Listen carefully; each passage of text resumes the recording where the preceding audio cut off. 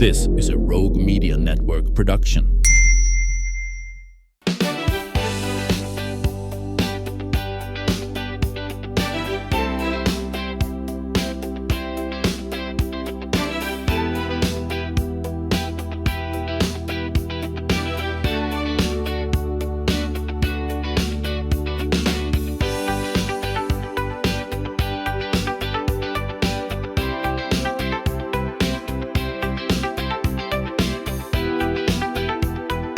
Welcome back to the show. We are joined today by the wonderful Dr. Tyrha Lindsey-Warren, who is a professor at Baylor University in the marketing department, School of Business, and visionary founder of the Waco Family and Faith International Film Festival. And that's coming up later this week. We're talking about Thursday evening, the 5th of March. And this is the 7th. The 7th. I think I've interviewed you every year.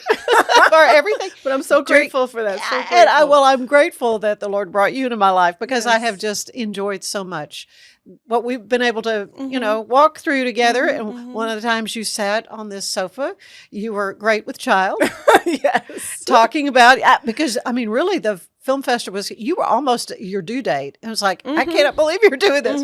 And now she's 3. She's 3. Yes. So here we are.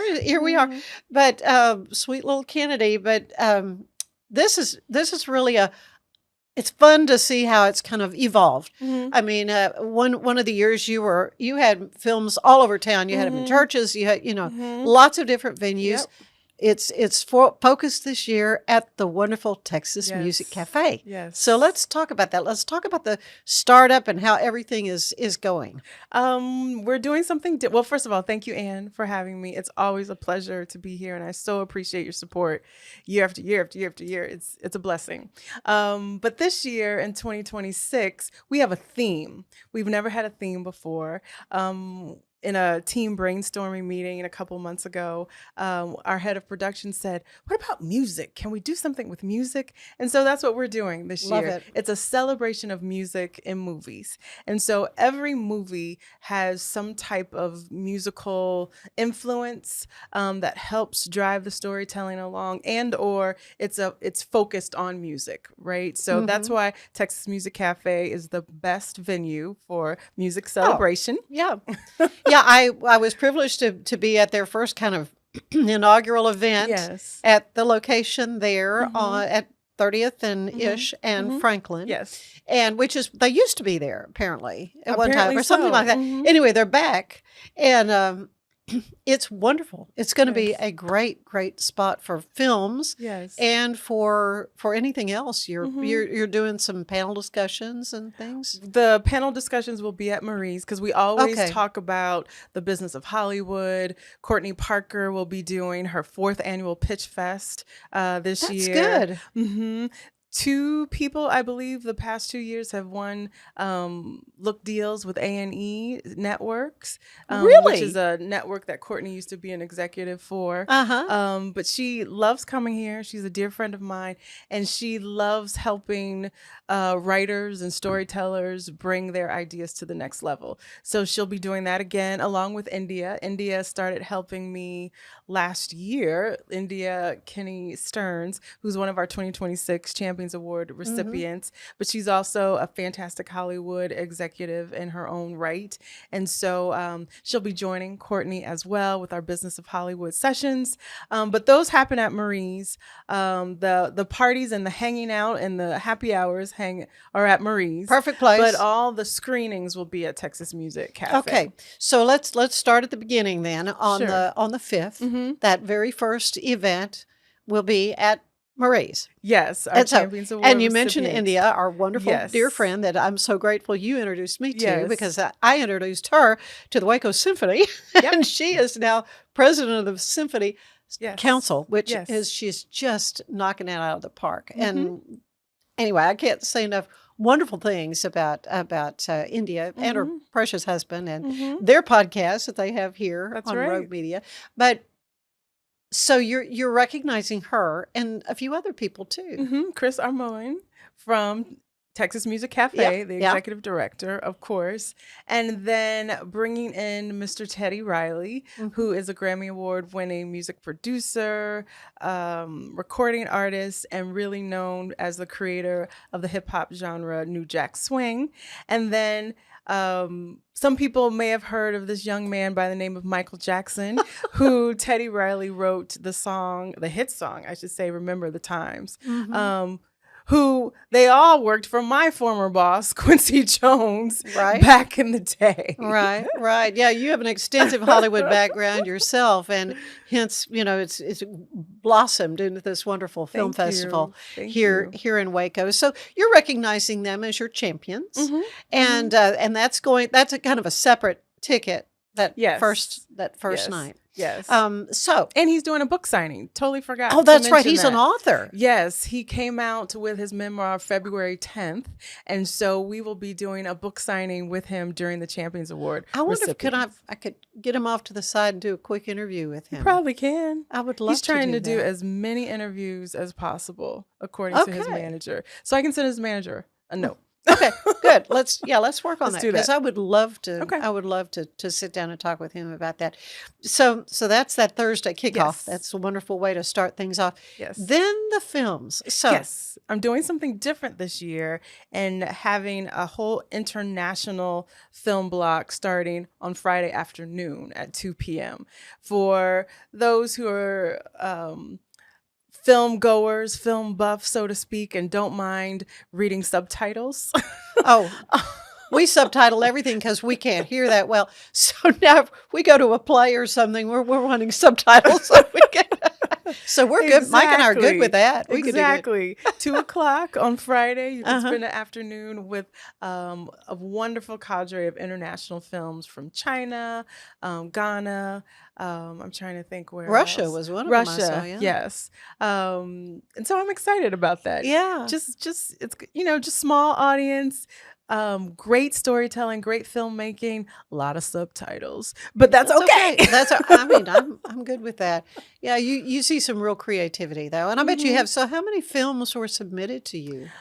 This year, because I got a late start, there were only 61 films, so this is the smallest season that we've had. But our first year was 1,688. I was going to say it was in the thousands. We averaged since then about 400 or 500 films a season. So this has been the smallest season. But I think you told me earlier that there were so many good quality ones. There's still not enough time to show everything. So that we you have want a few to. feature films that I selected for 2027. That's great. You got a head start. That's good. Okay, so that's the Friday session. Let's talk about Saturday. So well, Friday evening. Oh, so Friday. That's Friday Okay. afternoon. Yeah, what's Friday? And then Friday evening, we have the opening night at the movies at Texas Music Cafe. Okay. And the feature film there is 20 years of Texas Music Cafe. We're really celebrating Texas Music Cafe. Good. Yes. And then we have animation, short film, student film that precede that.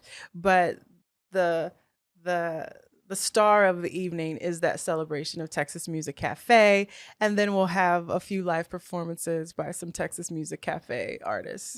Good. Well, I mean, that's what I was treated to not too long ago. And it was fun to see some of these artists who had originally performed on that stage 30 years ago. So it's like a lot of them are kind of full circle. Yes. And I learned about Texas swamp music. I was not familiar with that. So I don't know if you'll have a swamp artist or not, but not planning on that. Anyway, but it's all good because it is such a celebration of Texas music. And Chris can't say enough about his dedication to all this. So after that movie, we'll be doing a talk back with him so That's he good. can inform, the audience just how extensive that background is and how many careers he's launched as well. So really excited about that. Yeah, now, very good. Saturday. Okay, so Saturday. Saturday, we have our annual family day at the movies. Definitely great for ages 2 on up. And love this family block because we have some wonderful animation films we're showing. And then our feature film for that block is Be the Light. And that is one of our darling films that we have loved since it first screened in Waco in 2020. It's a musical film. And it features, or it's produced by Vision Vehicle Studios, which had such a good time in 2020. They moved all of their productions from LA to Waco. And as of... That's a big deal. Oh, it's a huge deal. They have deals with CBS, Netflix, Warner Brothers. So they moved here looking to build studios. They were looking at Lorena. They were looking in China Springs. But as of last October, they have produced their 5th Waco-based movie. Yeah. And so that means our film festival has been doing its job by increasing the economic development of Waco. They fly in actors, they stay in hotels, they eat at the restaurants. I mean, everything. They're training young people and to be in front of the camera as well as behind the camera. You may see your neighbor in some of these movies. Good. Believe it or not. Yeah. In these 5 movies that they've produced. So did they build a studio here? They're in the process. Oh, okay, so they were still working on that. That is amazing. Yes. That's wonderful. Yes. And so we're, before each of the film blocks, we are premiering their Christmas movie that they shot last October. A lot of folks are in it, even yours truly. Oh, okay, good. A lot of students from St. Paul's Episcopal School are in it, but it's called Dancer and Prancer. So we will be screening their trailer before each film block to promote the movie that's coming out this Christmas. Very good. Of course, Father Aaron Zimmerman has already done some. Oh, really? At St. Albans, you know, so for another Waco shot film. So anyway, it's just kind of fun because those churches are so beautiful. Oh, yes. And they're so cinematic. I mean, there's no question. Well, this one was shot at Tolliver Chapel Missionary Church. There's some scenes shot there, which is the church I attend. So Reverend Jimmy Hunter and the congregation, they were all over this. I'll bet they were. Oh, that's fun. That is so fun. Yeah. Okay, so that's that Saturday, and then your closing night. Your our closing night movie is a celebration of Waco hip hop. And I have to laugh because Lindsay Lippman, who is now with Channel 6, KCEN, she was my co-anchor at KXXV.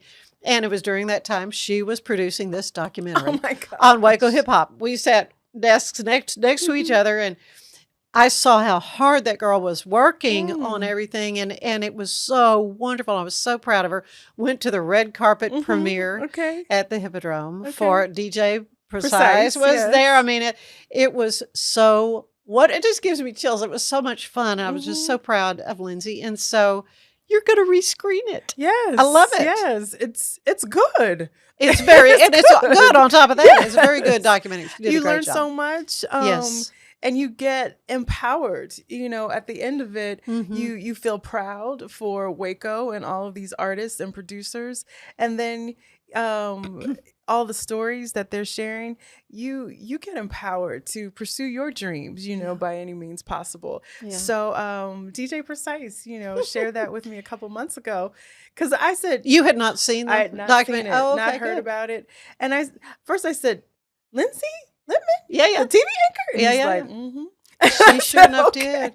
She did some great journalism. It was wonderful. Yeah. I'm so proud. I just couldn't be more jazzed about this one. I've enjoyed every one of them, but this is really so much fun. A lot more I want to talk to you about, though. When we come back, we're going to talk a little more about storytelling and just your love for this whole aspect of your work. Stay with us, though. There is more of the show ahead. Great products start with quality materials and trusted service. And no one's more committed than Universal Windows Direct of Central Texas. With windows built to last, backed by the best lifetime warranty. 0% financing is available with your good credit. Call Universal Windows Direct of Central Texas today for the last windows you'll ever need. I love my windows. They've got that brand new home effect. Universal Windows Direct. Serving Central Texas since 1889, TFNB Your Bank for Life takes pride in being more than a bank.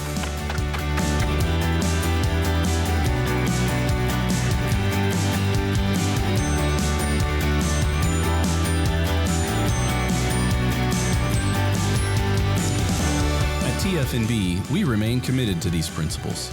If you value them too, come join us. TFNB, Your Bank for Life. ready for a better kind of primary care. At Patient First Direct Primary Care, you get unlimited office visits with same-day or next-day availability. And instead of rushed appointments, we take the time to actually listen. There are no insurance hassles, just clear, simple care. You can reach us by phone or text because access shouldn't be complicated. Our practice has expanded to include Medicare-age patients as part of our direct primary care model. It's a fresh alternative to the traditional insurance or government-driven systems, care that finally puts you first. For more information, go to patientfirstdirect.com.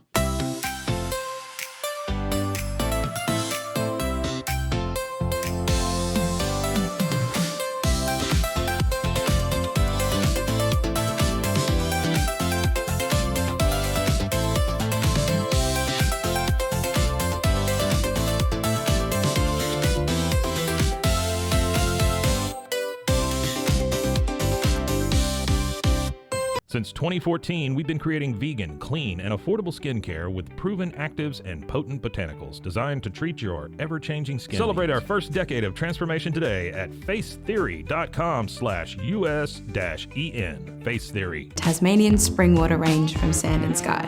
This range is really good for dry and dehydrated skin like myself, packed with 2 types of hyaluronic acid, fermented sea kelp to reduce redness, and my skin feels so dewy and so hydrated. Designed to elevate the off-road experience, enabling adventurers to conquer any terrain.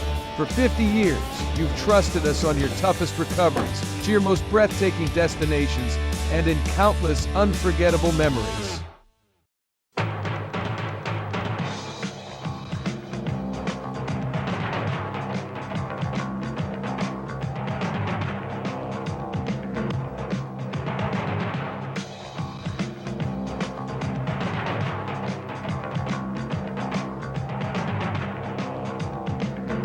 Like Alan Samuels always said, Waco has a lot to offer, and so do we at Alan Samuels Dodge, Chrysler, Jeep, Ram, Fiat. Come by, let's be friends. Dr. Tyrha Lindsey-Warren, and we're talking about the 7th annual Waco Family and Faith International Film Festival. And this is coming up like right away. Oh, yes. But you can still get tickets. I mean, that's the thing. And your wonderful website. You've got a great website with all of the things that are going to be happening starting on Thursday, the 5th. Yes. And through Saturday evening. And we've been talking about the different films and the different activities and the panel discussions. I want to get back a little bit to this pitch thing.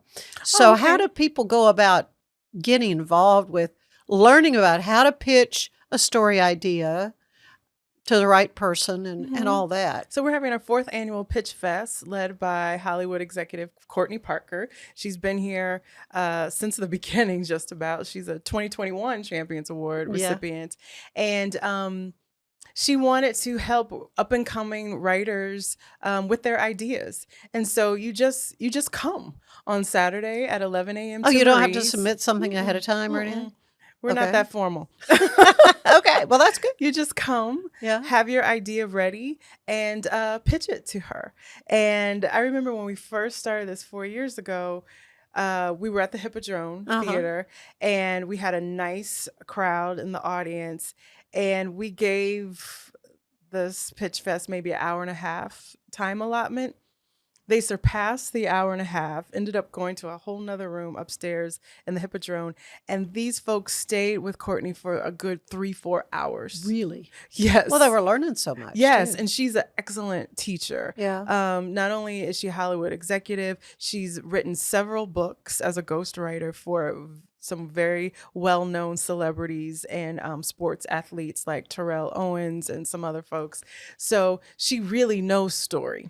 And she knows story like the back of her hand. So it's a real treat to be in her presence and have her hear the ideas as well as comment on them to help them blossom to the next level.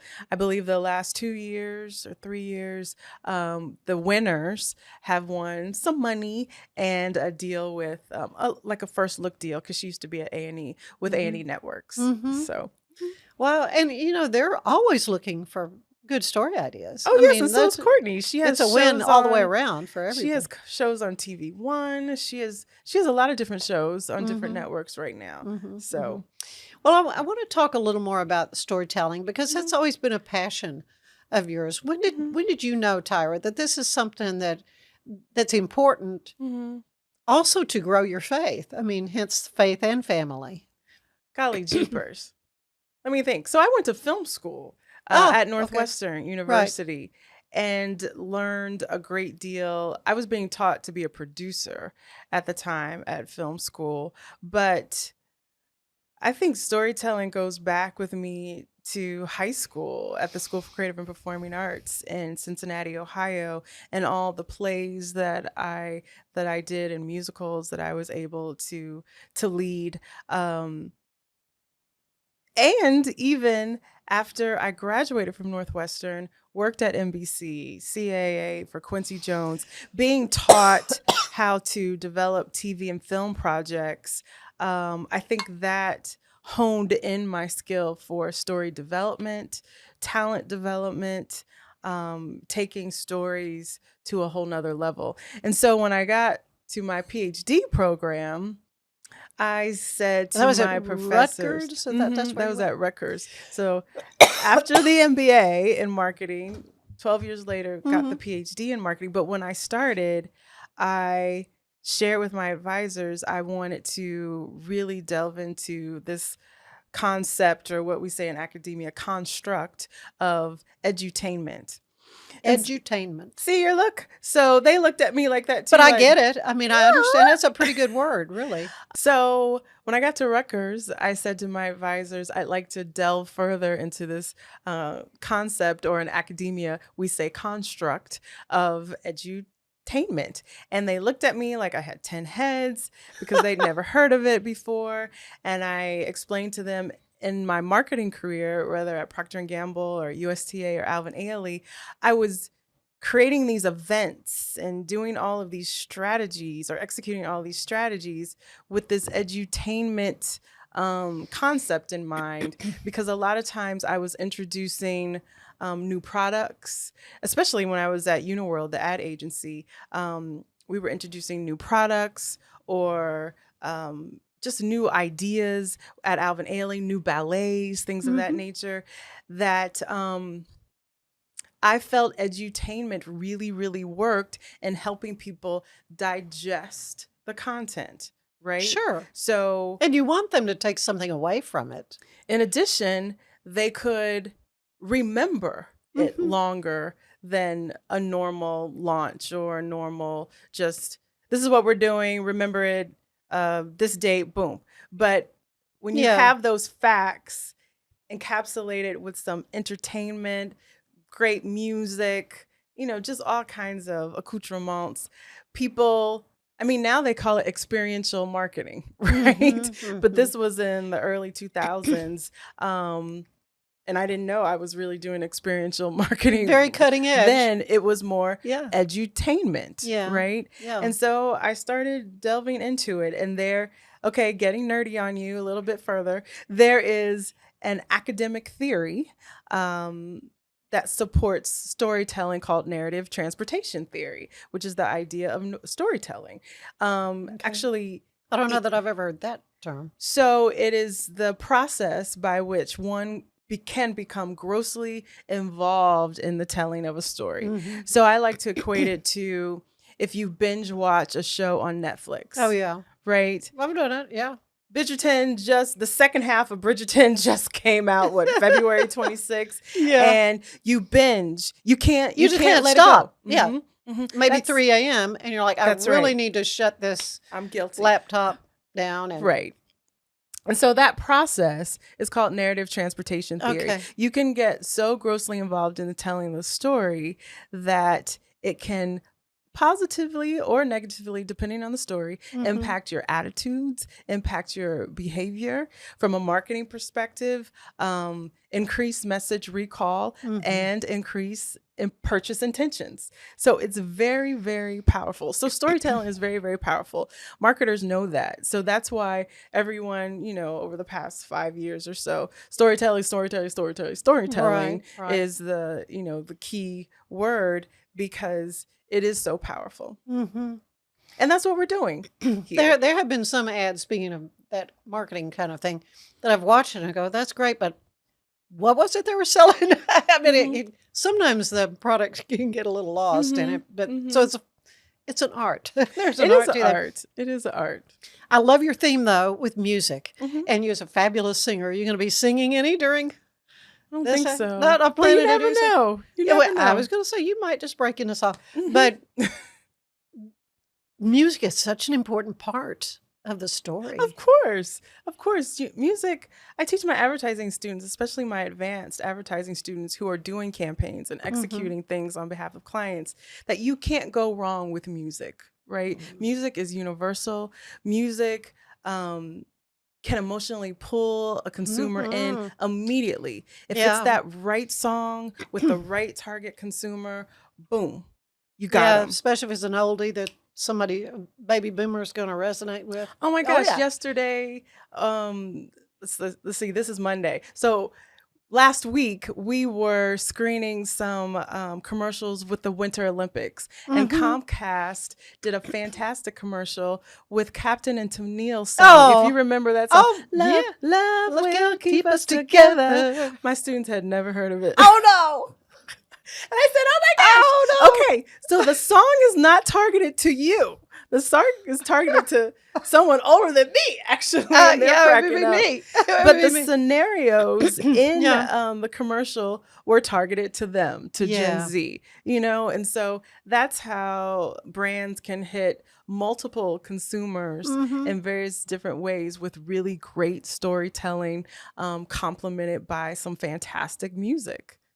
Oh man, that is great.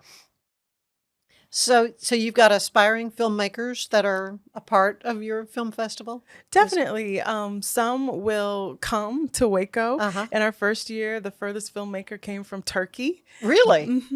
And she didn't tell me till the closing night party. And I said, you've been here all this time and I didn't You didn't tell me. But she had a wonderful time. But we get filmmakers from all across the country, all around the world to come. Because that's the thing. When you put all this work into making that film, the best part is seeing it screened in front of an audience, to see the audience's reaction. We see if they laughed at the right time. Exactly. We always have talkbacks after the film, so the audience can meet the filmmaker and learn something about how that film, came to the big screen. So, that whole process is pretty fascinating, really. It's arduous. It's a process. It is definitely a process. So any filmmaker that can complete a film, it's like bravo, because it is not easy to do. No. From initial concept, story, all that kind of thing, and then visualizing how you want it to to all play out, and then the editing and just raising everything. The money, to get it done. Right. And then you realize why it's so expensive to get a film done. Yes. Because of all the people, all the hands that have to be involved with it. Are there ways that people can become involved with your film festival? Maybe other than just attending, do you need volunteers? We always need volunteers. Okay. Carver Park Baptist Church, we have a nice group there that always volunteers for us. But we're always looking for more. So you can definitely go to our website and email us if you're interested in volunteering. And then we also have our 7th annual backpack drive coming up in July. Tell me about that. It's done in the spirit of my mother, Gloria Lindsey, who our nonprofit, the GB Lindsey Family Charitable Fund, is named after. She was a public school teacher for over 44 years in Cincinnati, Ohio. She taught 4th and 5th grade my entire life. And this is done with her spirit. And when I am just like, I don't know if I can do it. And then I think of my mom, and my mom's spirit just keeps me going. We have been giving away, on average, 600 to 700 backpacks filled with free school supplies over the past 3 years. This will be the 7th year. So we're over 4,000 backpacks that we've been giving away over the course of the 7 years, and they all go. They all go. There's always a need. Always Yes, a need. Yeah. Yes, and I didn't realize because my brother and I, we always had school supplies Right, because of our right, mother. yeah. But that first year during the pandemic, when we had a car line 1.5 miles long waiting, to go through the drive-through for backpacks, we had grandmothers with their grandchildren requesting 10 backpacks. And I remember a volunteer said, "This car wants 10." And I'm, across the lot, can't be. I said, "Let me see," because we wanted to make sure the kids were there. And sure enough, There were 10. when I looked in the car, I just counted noses. okay, how many colors you want? How many girls' colors? How many boys' colors? Yeah. So, Oh, she would be real so need. proud of you. I hope so. Yeah, yeah. I hope so. Marie was in her name.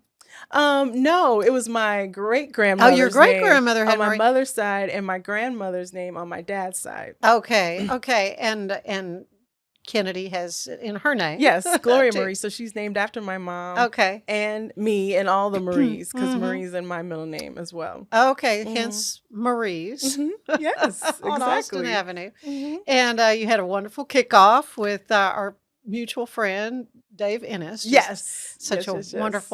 wonderful musician too.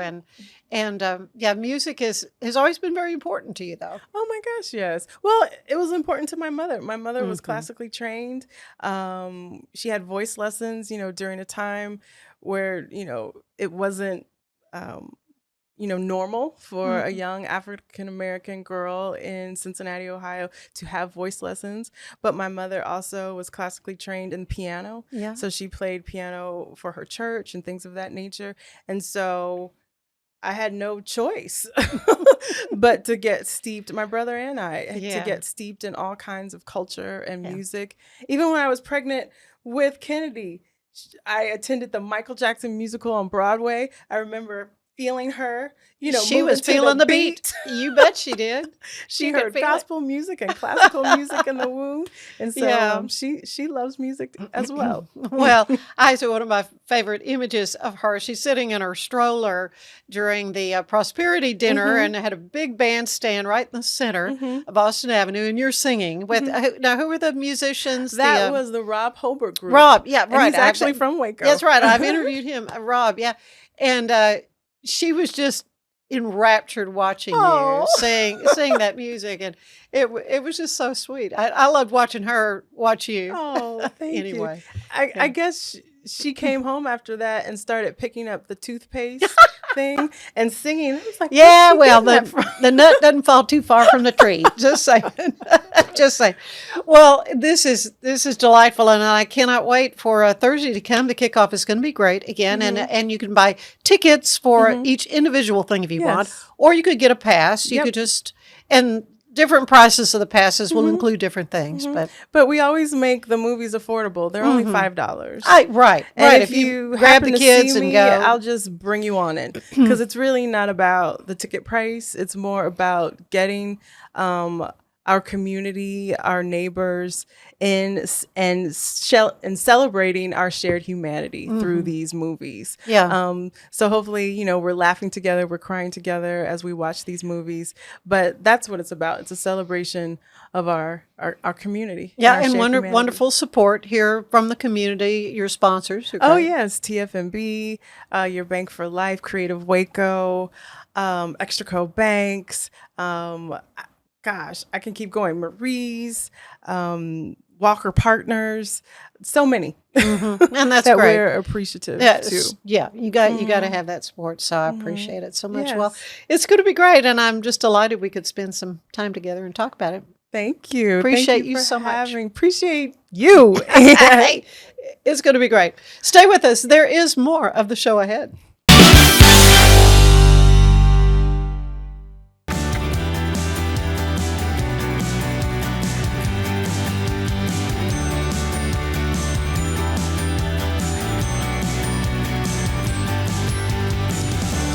TFNB, we remain committed to these principles. If you value them too, come join us. TFNB, your bank for life. Ready for a better kind of primary care? At Patient First Direct Primary Care, you get unlimited office visits with same-day or next-day availability. And instead of rushed appointments, we take the time to actually listen. There are no insurance hassles, just clear, simple care. You can reach us by phone or text because access shouldn't be complicated. Our practice has expanded to include Medicare-age patients as part of our direct primary care model. It's a fresh alternative to the traditional insurance or government-driven systems, care that finally puts you first. For more information, go to patientfirstdirect.com. If your AC is working overtime and your house still feels hot, maybe it's your old windows that are to blame. Worn seals, warped frames, and outdated glass can let hot air in and cool air out. Beat the Texas heat. Call Universal Windows Direct of Central Texas today for a cooler home and lower energy bill. 0% financing is available with your good credit. I love my windows. They've got that brand new home effect. Universal Windows Direct. For over 2 decades, I've come to Allen Samuels shop, especially for trucks, because I've been very satisfied with the performance of those trucks. I think the strengths of Allen Samuels is obviously in their customer service and obviously taking care of your vehicle after the sale. Like Allen Samuels always said, Waco has a lot to offer, and so do we at Allen Samuels Dodge, Chrysler, Jeep, Ram, Fiat. Come by, let's be friends.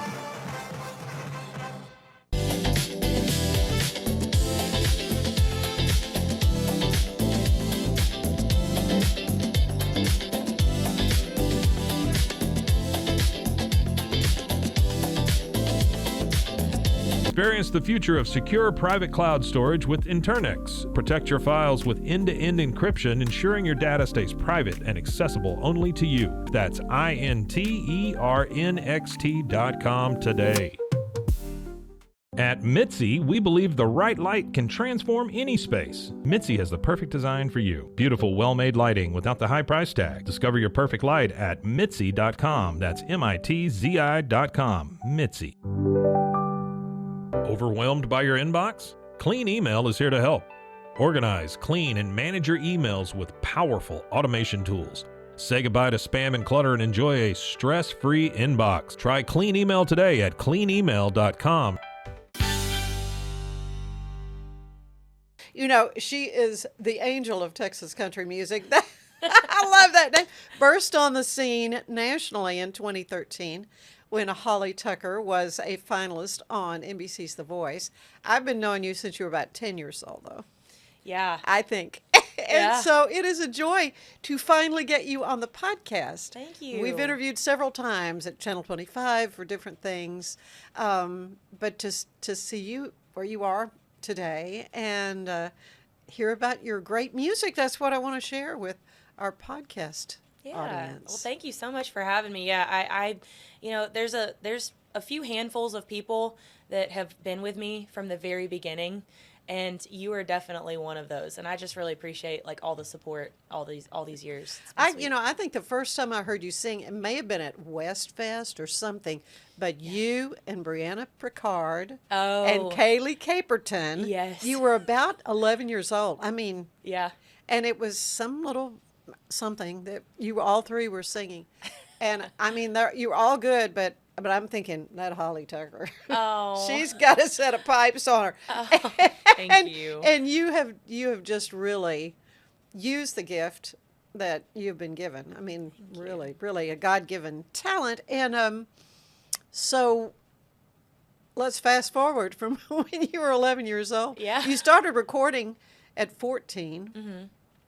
And, of course, your parents, let's talk a little about Cheryl and Johnny. Yeah. Tucker, I mean, they had a band and, you know, just they're Baylor folk. You went to Baylor. Yeah. Got your degree at Baylor. All of that's true. Can't deny any of it. Yep. I mean, my musical roots run really deep. I have, on both sides of the family for a couple generations back, there's players and singers. And so it's just, I don't know exactly where it started, but I'm just glad that I keep getting to do it. And, it's just really cool, like having parents especially that have gotten to sing with me and support me all these years too. And so. you still perform with them. I do, yeah. I love to have them up on stage with me any chance I get, and my audiences go crazy over it. You know, my mom, she's I love her to death, but she's got her hands so full with grandbabies and puppies, and like she, you know, I feel bad getting her out these days, but she still loves it. Yeah. So, and Of course, I love my dad too, so it's fun. Well, just amazing musicians and just loads of fun. Of course, church has always played a very, you know, integral role in your music as well. Yeah. Grew up at First Woodway, and we're singing there up until not too long ago. So where are you in that professional aspect of your career? It's pretty crazy. So I think of myself as having 2 full-time jobs, basically. You know, the country music thing, which I get to do on the weekends, on my time off, so to speak. But my day job now is being a worship pastor, and you know, at a wonderful church out in China Spring, Waco area, Journey Christian Community. And I've been doing that for almost, August will be 2 years. Really? Yeah, and it's crazy. Honestly, Ann, I never, ever thought I would be doing worship, like leading worship, or like especially in the minister position. Yeah, like I mean that's kind of a big calling. It is. Yeah, and my dad has done it for years. Oh yeah, and you know, I've watched him do that and learned from him and learned from people like Gary Rhodes and Art and Chris Womack and you know, just like these awesome people that I've always looked up to. But I just have always loved country music. Like, that is where I thought my sole purpose was going to be. And I love Christian music too, but I just kind of thought that was my Sunday service thing. Like, I would go your ministry. Yeah, like I would do that because I loved it as part of the praise team, but I never ever thought I'd be leading, like the leader. And I don't know what it was about. Maybe it was COVID that just kind of changed everything for me. And then, you know, the years following, country music is just different now. Like, the scene is different. Getting out there and playing is different.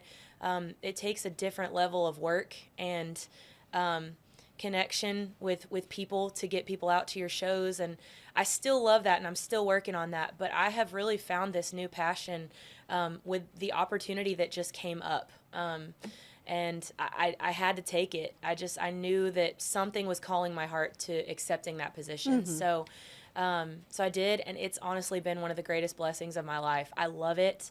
I can't imagine not doing it now. Really? Yeah. No, that's good. That's good. So it's not a job. No. I mean, you say it's your professional, you know, as part of your professional life. Yeah. Personal life, though, you have a husband now. Yes. Yeah. Yeah. And so you guys have been married now, what is it? It's coming up on, well, I'm sorry. We just celebrated 3 years. Is it 3 years? I don't know where the time goes. It's crazy. When we were having breakfast. I know. At your reception. I know. It's crazy. Yeah. Well, it's funny because our last name is Brenner, so that's why we did breakfast for dinner, Brenner, at our wedding. We're goofy, cheesy like that. So. Oh, that's great. But and you're breeding puppy dogs? I do. I don't do that year round because I have a huge heart for the shelters as well, and man, the Waco shelter and just shelters everywhere are just bursting at the seams. I know, with puppy dogs. Yeah. So, and kittens and cats and all kinds of stuff. Need to be adopted. Yeah. Yeah. So I don't breed year round, but the Australian Shepherd breed is so special to me that I just, for one, I want my dog's bloodlines to keep going, and for two, like, I just want people to know the love of an Australian Shepherd, and you just don't find them in shelters a lot. Right. So that's why I do it once a year. Now these are mini. They're minis. Mini Aussies. Yep. And I just had a litter, and I actually think my dogs are getting kind of to the age where I'm going to need to fix them because you can't do it forever. No, it's not good for them. So for yeah, sure. maybe one more litter out of them. Yeah. We'll see. Yeah.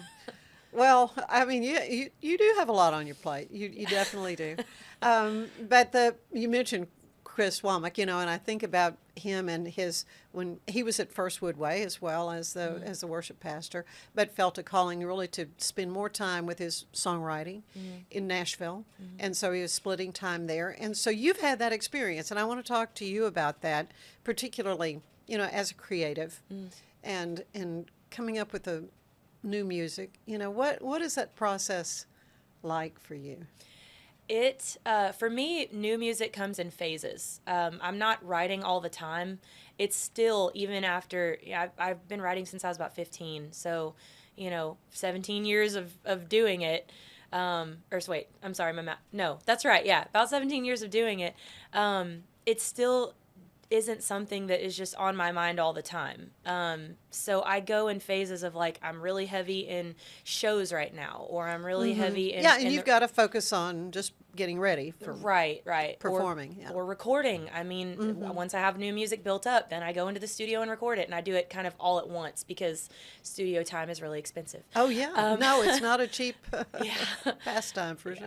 So... right now, I'm actually beginning kind of a writing phase. So, okay. Well, I know in the past you've kind of gone for like a songwriter's weekend or week or whatever in Nashville. Yes. How many of those have you done? I know of several, but my dad actually keeps up with my schedule. He writes down every little detail. He's so great about that.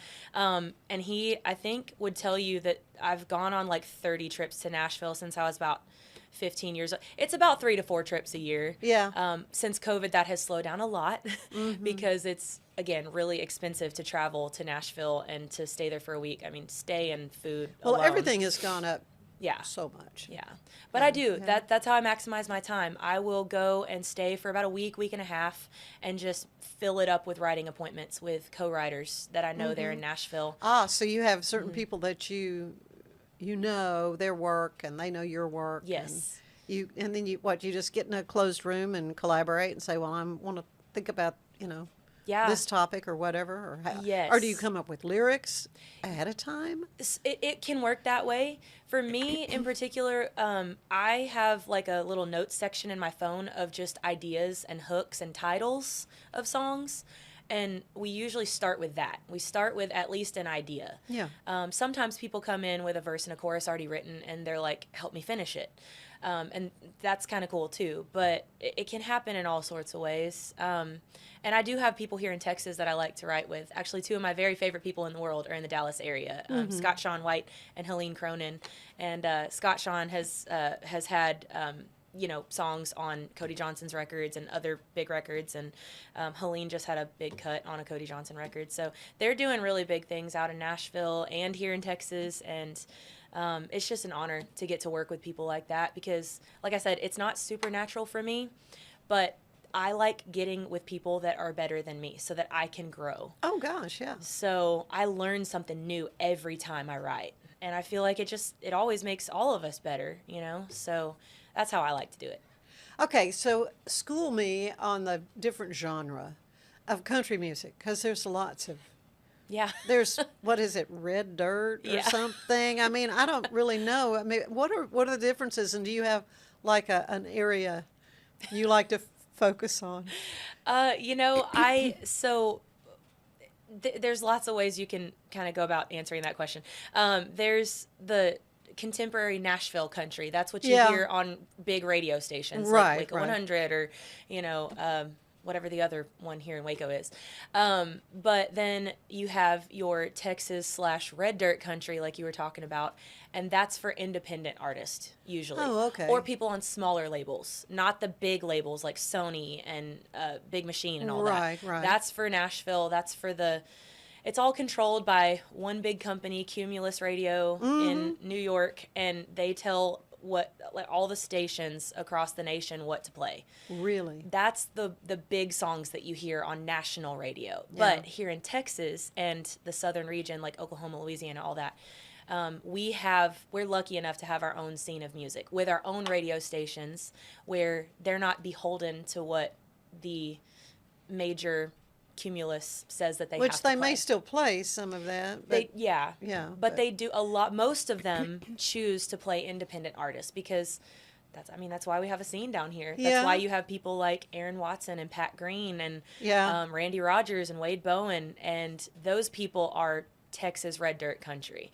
And you got to be careful where you say that too, because if Texas country is fine to say in Texas, but you can't call it Texas country when you're in Oklahoma. You got to call it red dirt. So it's the same thing. Yeah, and the dirt is red in Oklahoma for sure. Yes, it's the same thing, but you just don't. It's its own animal. And of course, I think, Reba, I think of, big name, Yes. huge entertainers who are from Oklahoma and obviously from Texas as well. Yeah.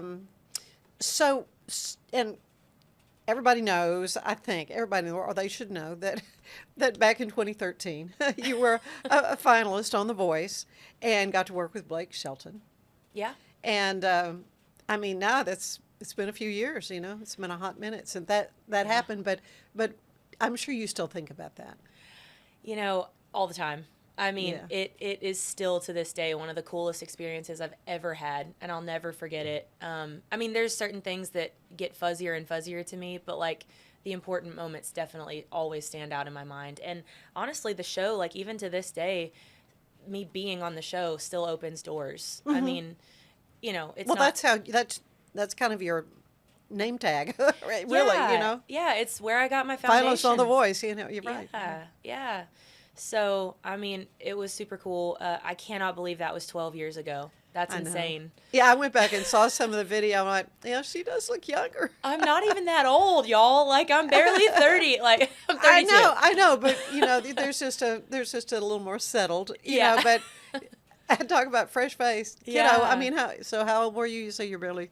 I'm 32 now. Yeah, so you were. I was 20 at the time. You were a baby. Yeah. It's crazy. So, and you were excited, I think, about being chosen for Blake. Absolutely. Yeah. Because he did certainly have more of the country bent. Yes. Of the coaches. Yeah. And I ended up singing a song that was kind of it was a country hit and it was a pop hit with Adele. She released it. Mm-hmm. And it was on a major movie called Hope Floats. Mm-hmm. Garth Brooks did that version. Mm-hmm. But I wanted to really solidify in people's minds that I am a country artist. I know who I am. Right. That's who I want to be. And that's why I chose Blake. Good. Well, it was fun. Of course, I was still working in television for a different network, affiliation, but we had the monitors up from everybody, and I'd have to stop and watch when you were on. We should have been getting a newscast ready, but had to certainly watched all that. A lot of accolades, though, over the years. 2017 Texas Country Music Association Female Vocalist of the Year. Yeah. That's not too shabby. No, I've had some good runs there. Yeah, some great things. Music video of the year, female vocalist. So now, how do you? I know you play some dates. Mm-hmm. You not too long ago at the backyard. Yes. Yeah. Mm-hmm. And you're still doing the national anthem. That's a lot of fun. As a national anthem singer, Yeah. I appreciate your version because Thank you. You don't get too crazy. And that's what people always fuss like. I just don't like it when they go all crazy. Right. And you know what? That is valid. Like I agree. It should be sung with respect and tradition to the actual melody, the way that it was written, because it's a beautiful melody. Yeah. And it's a hard song to sing. No kidding. It's got a lot of range to it. Yeah, so it is. I learned if you started out too high, it's going to be in the stratosphere. Yes. Yeah. But you don't start want to it low. You don't want to start it too low because then you don't have the lows. Right. Yeah. No. It's a big old range. Yeah. I know you've Texas Ranger baseball. You've done it for a lot of big venues. Do you have a favorite? It's really hard to beat. The one that sticks out in my mind is when I sang for the Chiefs versus the 49ers. Yeah. It was in a preseason game in Chiefs Stadium. What is that called? I'm messing up the name. Whatever the Chiefs Stadium is. And it was the first year they won the Super Bowl. The Chiefs. So they had a huge season ahead of them. Yes. Talk about kicking it off right. Yeah, it was great. That is the loudest stadium I have ever been in my life. So how did they get your name to ask you to do that? I don't honestly know. I had done some national anthems before and posted them on YouTube. Oh. Like for Baylor and Rangers and all that. Rangers, the Rangers were probably like, Baylor's a big one too. But, like, the Rangers were probably my first major national anthem. Right. And then I did a big national televised U.S. women's soccer. Yeah, I remember that. Yeah, I posted that up on YouTube. Yeah. And so they probably saw that. I'm not sure. But, man, that was and it was like, they're in Oklahoma City. So, I mean, it was just really cool getting to do that one. Yeah. Well, that's great. And you do it a cappella, right? Yes. Yeah. Mm-hmm. I prefer that too, yeah. Yeah. For sure, I mean, if you were going to do it to music, it would have to be like a stellar arrangement. Oh, yeah. Or I'm thinking of the inauguration. Remember the inauguration? Yes. When the track didn't play? Yes. For Carrie. When was it God Bless America or America the Beautiful? I can't remember. It wasn't the national anthem. I think it was America the Beautiful. I think it was America the Beautiful. Yeah. And it was that awkward moment of, is the track going to play? Yes. Is it not going to play? But she no, but handled it. I thought, and they had a band there. Anyway, as a singer watching that thinking. Yeah. And then she just said, yeah. Oh, so she just started singing, and Yes. it was fabulous, and it was, and Queen Carrie. I love her so I will cry if I ever get to meet her. She's like one of my top favorites. Yeah. Ugh, I love that. Oh my gosh. Okay, so you told me before we started that you were going to focus more on your social media, and that's how you're making money. So let's talk a little bit about the nuts and bolts of the business itself. Yeah. I mean, you have a day job, as you say. Yeah. But yeah. So nowadays, the way that the industry is going, it seems like independent artists, especially, really signed artists too, we have to be content creators that also do music. We're not just musicians anymore. Right. Like, we are content creators, and our content is our music. But it can't just be music. It has to be a day in the life of. or a lifestyle. Yeah, or, what am I cooking? What does my house look Oh like? my gosh, really? Yeah, it has to be Puppy all dogs. That. Yeah. People love dogs. Right, exactly. Stuff like that will get attention because everybody is trying to get attention. Yeah. So you have to constantly be feeding the beast, so to speak, Yeah. and put yourself in front of people's eyes. It's just repeated exposure, like all the time. And so I absolutely hate that. Not that I hate like putting myself out there for people, but I am an in the moment person, and I don't like to have to think of, I've got to be filming this right now. Right. Planning what you're going to post, and yeah, that's annoying. it's it's kind of like creating a show. I mean, it's even though it may just be 10 minutes, it doesn't really need to be longer than that anyway. Right. Because people's attention's not exactly so long. So So no, I that's- know. I mean, in news, we shifted from the olden days of you won't spend any personal time on personal or company time on doing emails. To I remember our general manager lobbying to change the employee handbook because it became clear the on-air personalities needed to be out there on social media. So Right. then we had to do, and it was part of the job description Right. from thou shalt not to this is your job, part of your job. Right. No, it doesn't make sense. But, and I know it seems like maybe timing I may be a little wrong on, but you're right after the Voice, you have a page called Hall Stars, HOL. Do you still have that? Well, it's or not.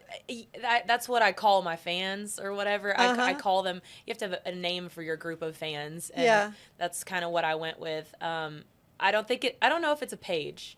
Oh, you mean like the? It's like a Facebook. I don't know. I see Halls. I don't know. It's the group on Facebook. Okay. Yeah. Yes, I. So Still you do have post that. on that, and I know you had jillions of people. Yeah. That were, you had a really good following on that. So, Yeah, it's fun. I mean, they're still there for me to this day. Mm-hmm. I have a very sweet fan, Peyton Crosno. She has been posting on my fan page for ever since the show, and that's been 12 years, and she's still with me. So I mean, stuff like that is really sweet to see. But it's really TikTok and Reels nowadays, and that's what musicians have to focus on. So, and it does generate money if you get a lot of views. So how does it do that? I'm not even sure, like, the nuts and bolts of it, really. I mean, because you don't have commercial spots. Well, or do you? Facebook, or do they put them in there? Yeah, Meta now. They will, if you are up for monetizing your videos, meaning I think if you have a certain amount of followers, which luckily I do, the more followers you have, the different kinds of ads they put in your video if you give them permission. And I have. And so you're making money off of like those ads, little percentages off of those ads. But those add up. So, I mean, it's not, I'm not paying bills with it yet, but, that's one thing that if I really get going on TikTok and the reels and stuff like that, it can be a good payday. I mean, there are creators out there making tens of thousands of dollars a month. I mean, in the 5-6 figures a month, and it's crazy. And I'm not out there to chase the money. That's never been you. No, but at the same time, like, what I want is to keep creating music. Right. And unfortunately, to keep creating music, it costs a lot of money if you're an independent artist. I mean, even if you're not, it still costs a lot of money. If you have a label paying for it, it's just, if you're an independent, then you don't have to pay them the money back. So, it's just the nature of the beast, and got to make money somehow so that you can keep creating the music that you love. And that's kind of what I'm trying to do right now, is just focus on my fans and getting the music out there to the people who support me. So, yeah. Well, that sounds like a pretty good setup for you to sing. Yeah. So you have new music that about to be released, and this is kind of a, shall we say, a debut? Yeah, actually, it kind of is. Yeah. It's coming really, really soon. So it's not released yet, but it will be very soon. So, yeah. And what was the inspiration for this tune? So this song is called Maker's Mark. And obviously, a lot of people know that that's the name of a very popular whiskey brand. Yeah. And, country music and whiskey kind of go hand in hand. Yeah. But for me, my country music and my faith go hand in hand. Mm-hmm. And I was sitting around with my co-writers one day, Scott Sean White and Helene Cronin, and we were trying to figure out what to write. We were going through our list of ideas, and I had this one written down, and it just kind of hit us in a faith-based way. And so it turned into this. So I'm happy to debut it for you guys today.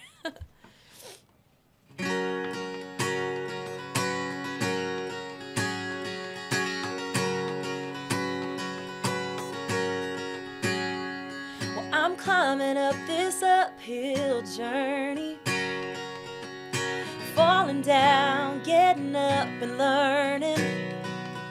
I've come this far, but I'm still far from perfect, but I keep fighting. I've got give up giving days when I get weary. The world tries to kill that fire in my spirit, but I know that quiet whisper when I hear it. So I keep trying, cause I wanna leave this place better than I found it. Take what breaks my heart and wrap my arms around it. I wanna put a little good out into the world, shine a little light in the dark. I wanna leave my maker's mark. Be a smile to someone when I don't know they need it. Be the kind word that might just stop the bleeding. Know that help me in those eyes when I see it. Or when love needs hands and feet, I wanna be cause I wanna leave this place better than I found it. Take what breaks my heart and wrap my arms around it. I wanna put a little good out into the world, shine a little light in the dark. I wanna leave my maker's mark. Ooh, ooh, I wanna leave this place better than I found it. I wanna leave this place better. Yeah. I wanna leave this place better than I found it. Take what breaks his heart and wrap my arms around it. I wanna put a little good out into the world, shine a little light in the dark. I wanna leave my maker's mark. Yeah, put a little good out into the world, shine a little light in the dark. I wanna leave my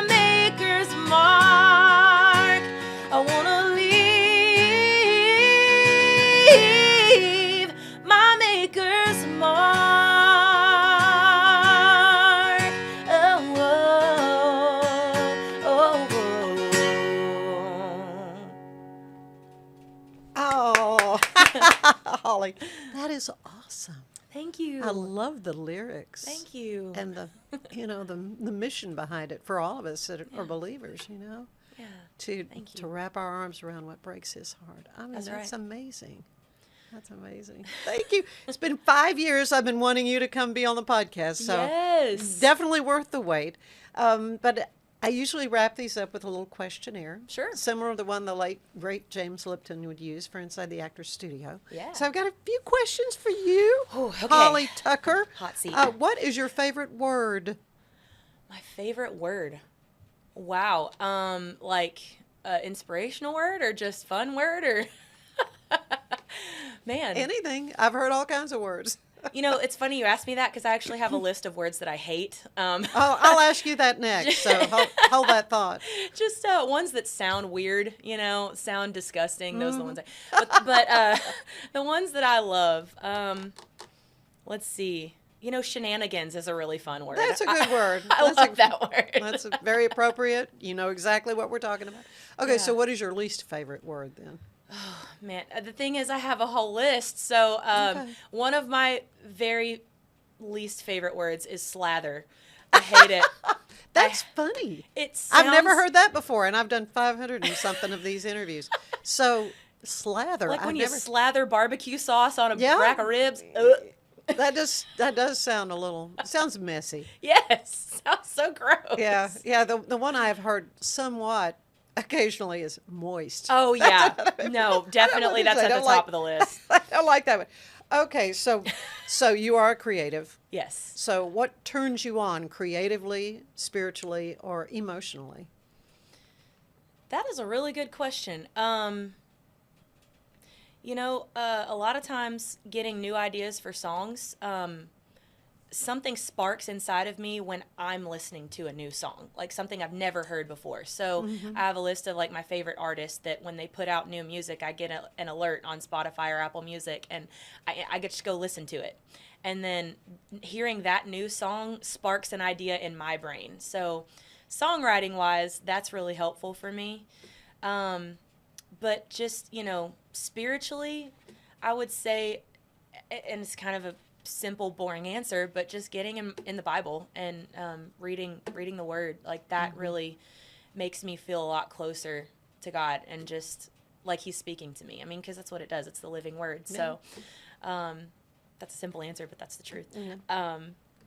And then, I just personally for fun, I would say probably getting out in nature.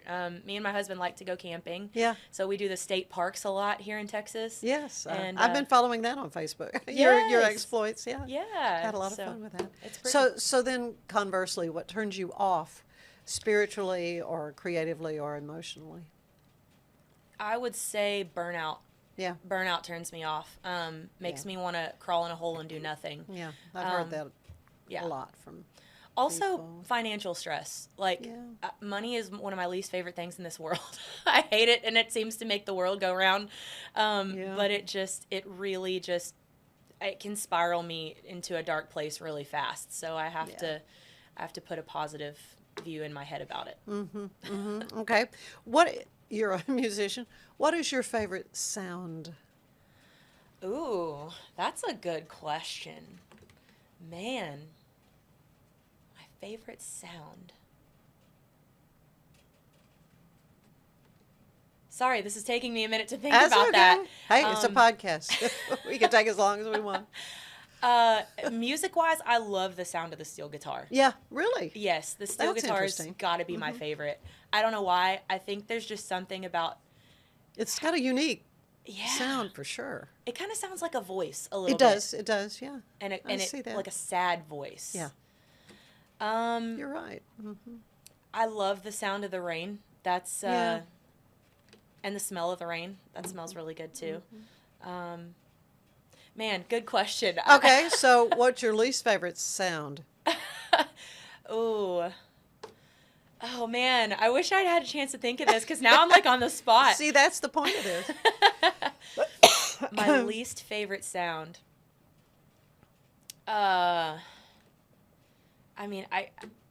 Nobody likes nails on a chalkboard. No, that's And everybody thinks of that, and very few people have said it, but it is true, because that's the one thing that makes your skin crawl, you know, when you think about it. I don't know why that is, but it does. I don't know either. It's scratchy, I guess. And conversely, or I guess along that same line, when somebody's cutting on a ceramic plate or something like that, and you hear that squeak, squeaky. I hate that. Oh yeah, that's a bad one. I hadn't thought of that. And then when a car needs a brake job and it's got that high pitched squeal when they brake. Yeah, very good. Oh, I hate that. Yeah. Okay, what job would you like to try? I mean, you're where the Lord wants you to be in your professional life as a minister of music, and also your professional music. But is there, when you were a little girl, to think, oh, I'd like to be a nurse? You know, I'm not to put. Yeah. I never wanted to do that. So. I mean, that's a crazy question too. Maybe like a book writer. Really? I love writing creatively, just not having to rhyme or anything like that, but just short stories or kids books or something like that. Yeah. I think that would be really fun. I mean, it's another creative profession, but I've always thought that was really That's cool. fun. I could see you do that. Yeah. Frankly. Maybe. Yeah. One of these days. So what job do you know you would not want to do? No thanks. Definitely wouldn't want to be a plumber. And we're grateful for them, aren't we? Absolutely. 100%. Praise God. I know a few really good ones. So, yeah. Okay. One last question. What do you want to hear God say when you arrive at the pearly gates? Well done, my good and faithful servant. Absolutely. You used every bit of what I gave you. I don't know if that's a boring cliche answer, but no, it's a scriptural one for sure. Yeah, I'm not perfect, and there are definitely days where I feel like I place a lot of guilt on myself for not doing what I should, so to speak, or being perfect. But none of us can be perfect. There's only one man that ever lived that was perfect. So if I can just say that I did the best I could with what God gave me, that's what I'd want to hear.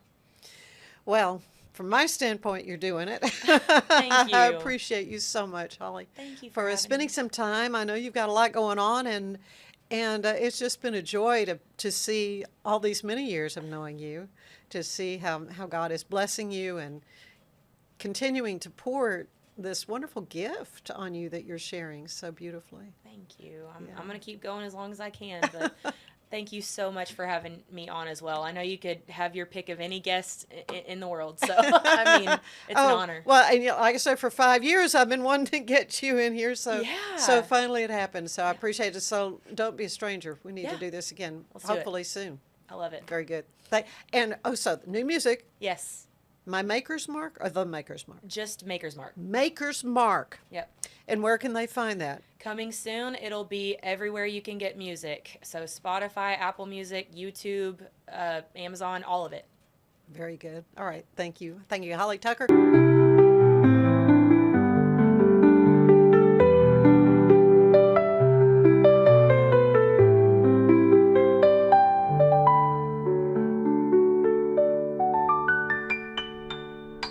If your investment budget is small or big. All you need is Benzinga Pro and its powerful news alerts, price tracking, and portfolio monitoring. Subscribe now, and we'll skyrocket your portfolio today. Get paid faster with Bill, the easiest way to send, receive, and manage your payments. No more delays, no more hassle. Whether you're a freelancer or a business, Bill makes payments seamless and secure, simple, fast, and reliable. Sign up today at Bill.com.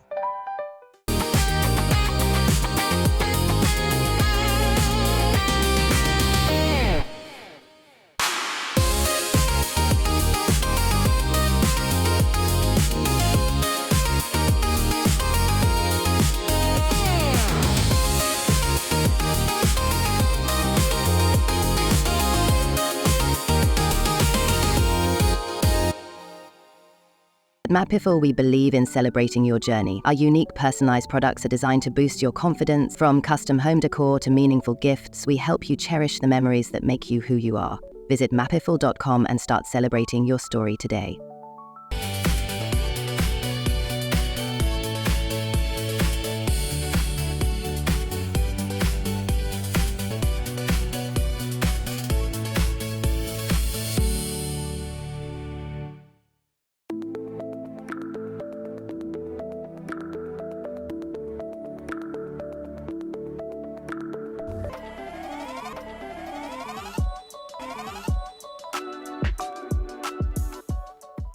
It's hard to find supplements that work. No, thank you. Plant-based supplements made from the Earth's most powerful plants for your immune health, gut health, workouts, and more. Find out more at auraorganic.com.